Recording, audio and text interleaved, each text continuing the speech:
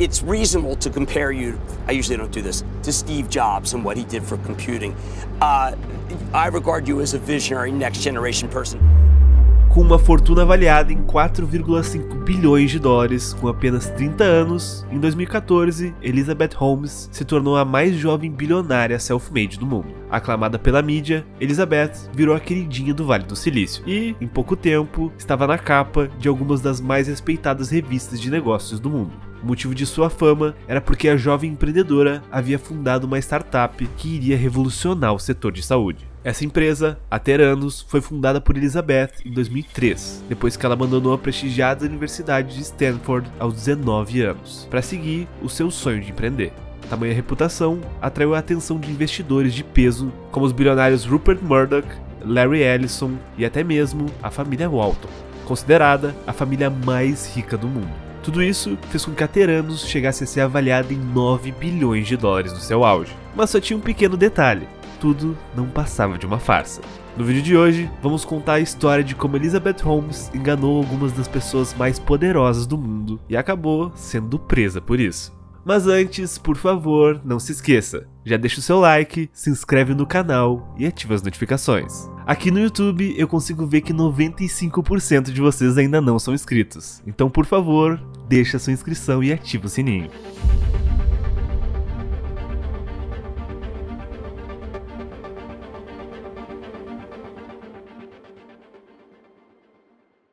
Nascida no dia 3 de fevereiro de 1984, Elizabeth Holmes cresceu em uma família rica na cidade de Washington, D.C., a capital dos Estados Unidos. Filha de Christian Rasmus Holmes IV, que foi vice-presidente da Enron, uma empresa de energia que faliu em 2002 após um escândalo envolvendo fraude contábil, e Noel Ann Holmes, uma funcionária no Congresso americano. Elizabeth teve uma infância confortável. Aos 9 anos, ela escreveu uma carta ao pai, declarando que o que ela realmente queria fazer da vida era descobrir algo novo, algo que a humanidade não sabia que era possível fazer. Em 2002, quando completou 18 anos, ela ingressou no curso de Engenharia Química, em Stanford, uma das universidades mais prestigiadas do mundo. No mesmo ano, em uma viagem para a Ásia, Elizabeth conheceu o Ramesh Sunny Balwani, um empreendedor paquistanês que havia vendido uma startup por 40 milhões de dólares na bolha da internet. Um contato que seria importante para os seus próximos passos. E na volta para os Estados Unidos, Elizabeth tomou uma decisão ousada: abandonar Stanford e começar a empreender. Então, com apenas 19 anos, em 2003, ela fundou a Theranos, cujo principal objetivo era revolucionar a indústria de testes sanguíneos.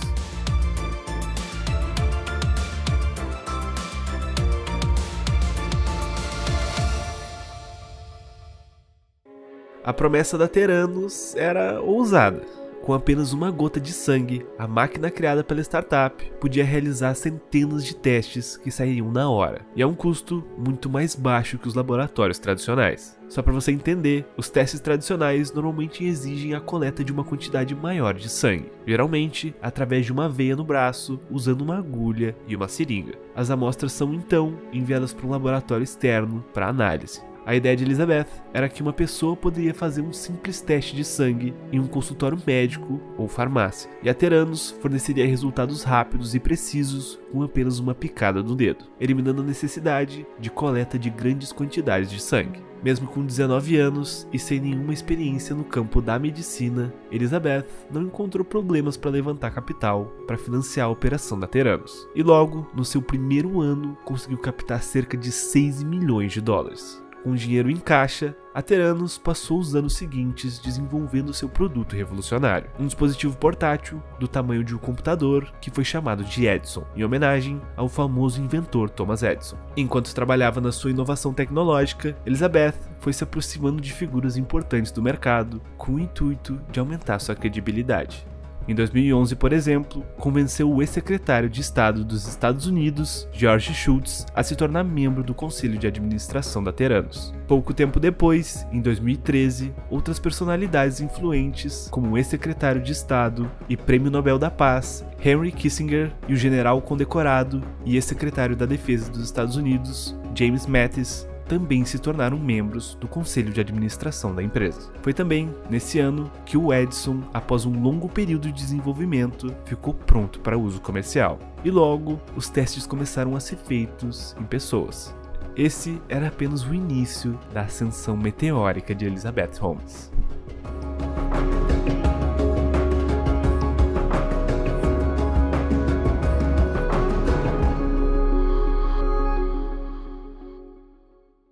Apesar de a Theranos não ter divulgado nenhum estudo que validasse seus métodos, o dispositivo não demorou para chamar a atenção de algumas gigantes do mercado. Afinal, ela prometia mudar um setor que, só nos Estados Unidos, movimenta mais de 70 bilhões de dólares por ano. Sendo assim, grandes redes varejistas americanas logo se interessaram de se aproximar da startup de biotecnologia.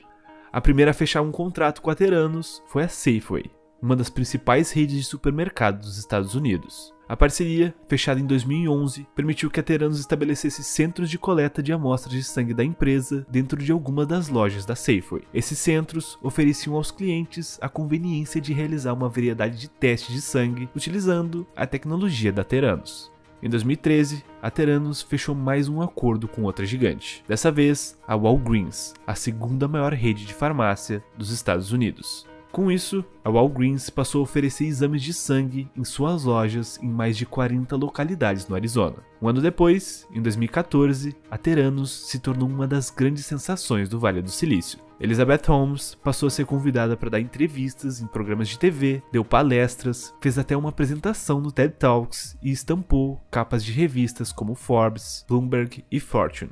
Com isso, passou a ser chamada pela mídia como a próxima Steve Jobs. Elizabeth Holmes estava no topo, e com apenas 30 anos, se tornou a bilionária self-made mais jovem do mundo. Elizabeth havia se tornado uma das maiores referências de empreendedorismo no mundo. E, como ninguém queria perder o próximo Google ou Facebook, com toda essa visibilidade, não demorou muito para que grandes empresários e investidores se tornassem sócio de Elizabeth na Theranos. No total, ela chegou a captar investimentos de mais de 700 milhões de dólares, com nomes como Rupert Murdoch, o magnata da mídia, que sozinho investiu 125 milhões de dólares, a família Walton, dona da Walmart, investiu 150 milhões de dólares, e até mesmo o bilionário fundador da Oracle, Larry Ellison, que também investiu milhões de dólares na companhia. Com todo esse investimento, a Theranos chegou a valer 9 bilhões de dólares no seu auge, o que proporcionou um estilo de vida luxuoso a Elizabeth e seu namorado, Sunny Balwani, que também era diretor operacional da Theranos. O casal, que viajava só de jato particular, vivia em uma mansão avaliada em 9 milhões de dólares, que foi comprada em 2013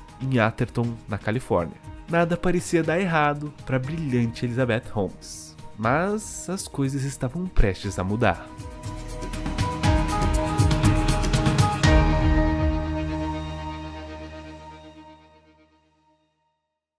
A possibilidade de identificar uma série de doenças com apenas uma gota de sangue parecia boa demais para ser verdade. E logo, algumas pessoas começaram a suspeitar da tecnologia da Theranos. No auge do sucesso, a Theranos dizia que o Edison era capaz de lidar com quase 250 tipos de exames, incluindo alguns mais complexos relacionados a câncer, por exemplo.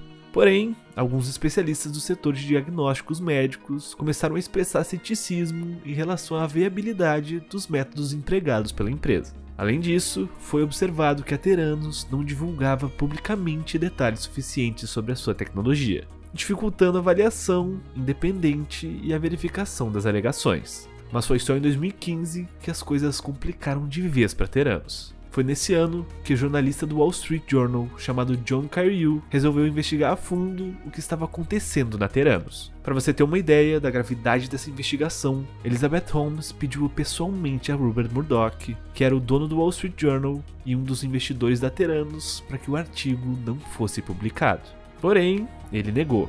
E, quando a matéria foi ao ar, em outubro de 2015, o estrago estava feito. Nesse artigo, um ex-funcionário revelou a Carreyrou que, na verdade, o Edison fazia apenas uns 15 tipos de teste, e não mais de 200 como a Theranos alegava. Além disso, o equipamento precisava de pelo menos 3 frascos de sangue para realizar os exames, e não apenas de algumas gotas. Na época, a empresa chegou até a remover essa afirmação do seu site. E não parou por aí. A Theranos também foi acusada de não revelar que fazia a maior parte dos seus exames com equipamentos convencionais fabricados por outras empresas. Mais tarde, surgiram questionamentos sobre a precisão de determinados exames. algo imperdoável para uma companhia que afirmava ter realizado até então mais de 3,5 milhões de testes. A Theranos até tentou chegar a se defender, acusando o Wall Street Journal de entrevistar ex-funcionários anônimos e descontentes, e afirmando que o Edison poderia fazer mais do que esses 15 exames, por exemplo. Mas a empresa não fornecia provas. As declarações dadas depois de denúncias eram vagas ou tentavam distorcer afirmações passadas. A situação ficava pior a cada dia, com mais e mais revelações. O FDA, órgão dos Estados Unidos equivalente à Anvisa, chegou até a encontrar em inspeções de surpresa nos laboratórios da Theranos procedimentos que colocavam em risco a saúde dos pacientes. No final, não havia mais como sustentar a farsa, e logo os processos começaram a se acumular. A Safeway e a Walgreens encerraram seus contratos com a empresa, rompendo suas relações comerciais e buscando indenizações devido às alegações enganosas feitas pela Theranos. Em setembro de 2018, a Theranos decretou falência, e a fortuna de Elizabeth, que no seu auge atingiu 4,5 bilhões, foi a zero. No mesmo ano, Holmes e Ramesh Balwani foram acusados de fraude pelo governo dos Estados Unidos, por enganar investidores, médicos e pacientes sobre a eficácia dos testes da Theranos. Em novembro de 2022, Elizabeth Holmes foi condenada a 11 anos de prisão pelos seus crimes de fraude eletrônica e conspiração.